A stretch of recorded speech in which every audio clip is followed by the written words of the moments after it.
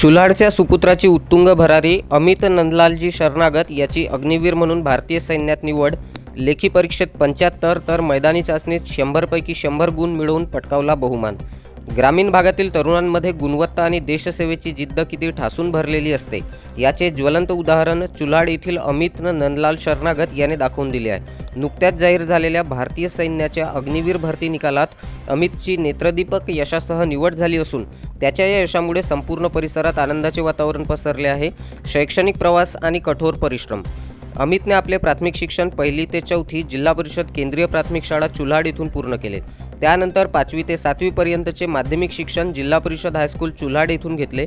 पुढील उच्च माध्यमिक शिक्षण 8वी ते 12वी राठी कॉलेज बपेरा येथून पूर्ण केल्यानंतर त्याने तुमसर येथील शांताबाई कारेमोरे ITI कॉलेजमध्ये इलेक्ट्रिशियन ट्रेडसाठी प्रवेश घेतला।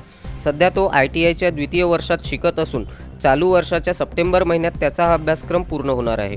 अमितच्या या यशाचा प्रवास अत्यंत खडतर आणि प्रेरणादायी राहिला आहे। त्याने चुल्हाड येथील स्टडी सेंटर लायब्ररीमध्ये अहोरात्र अभ्यास केला। या कडक परिश्रमाचे फळ म्हणून त्याने 100 गुणांच्या लेखी परीक्षेत अत्यंत उत्कृष्ट कामगिरी करत 75 गुण प्राप्त केले।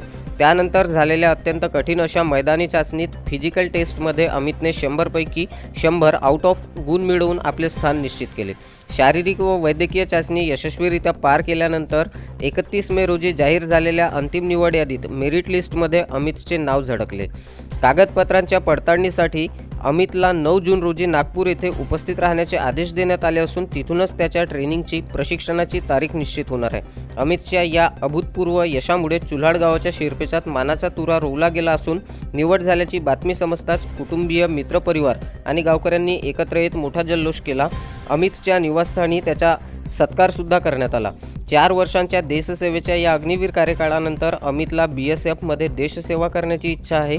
त्याच्या या यशाबद्दल संपूर्ण तालुक्यातून आणि स्टडी सेंटर लायब्ररीच्या वतीने व गावकऱ्यांच्या वतीने कौतुकांचा वर्षाव होत आहे।